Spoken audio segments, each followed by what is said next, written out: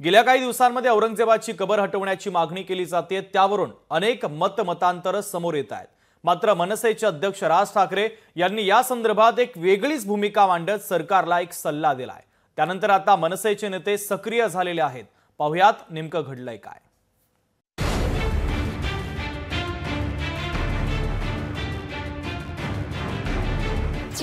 औरंगजेबाच्या कबरीवर बोर्ड लावा। राज ठाकरेंच्या भूमिकेनंतर मनसेचं पत्र। मनसेची भूमिका सरकार मान्य करणार का?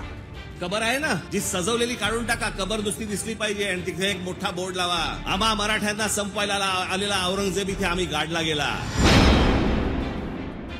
औरंगजेबाची कबर हटवण्याची मागणी होत असतानाच राज ठाकरे यांनी मात्र ही भूमिका मांडली। कबर हटवण्यास विरोध करत राज ठाकरे यांनी कबरीवर फलक लावण्याचा सल्ला दिला आणि त्या फलकावर मराठ्यांना गाडायला आलेल्याला आम्ही इथंच गाडलं असं लिहा, अशी भूमिका राज ठाकरेंनी घेतली। त्यानंतर आता मनसेचे पदाधिकारी याबाबत सक्रिय झाले असून मनसेचे सरचिटणीस नयन कदम यांनी मुख्यमंत्र्यांना तसं पत्र लिहिलंय।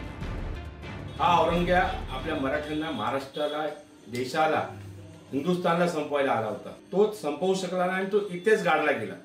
हे आपल्या पुढच्या पिढीला कळलं पाहिजे। त्या मुलांना हा इतिहास कळणं खूप गरजेचं आहे की हा औरंगजेब, औरंग्या महाराष्ट्रावरती, भारतावरती, हिंदुस्थानवर चालून आला आणि तो इथे संपला आणि त्याला आम्ही ते गाडला।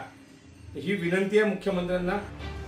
खरं तर छत्रपती संभाजी राजेंचा क्रूर छळ करणाऱ्या औरंगजेबाबाबत सगळ्यांच्याच मनात संतापाची लाट आहे। त्यात छावा सिनेमा प्रदर्शित झाल्यानंतर ही कबर हटवण्याच्या मागणीनं जोर धरलाय।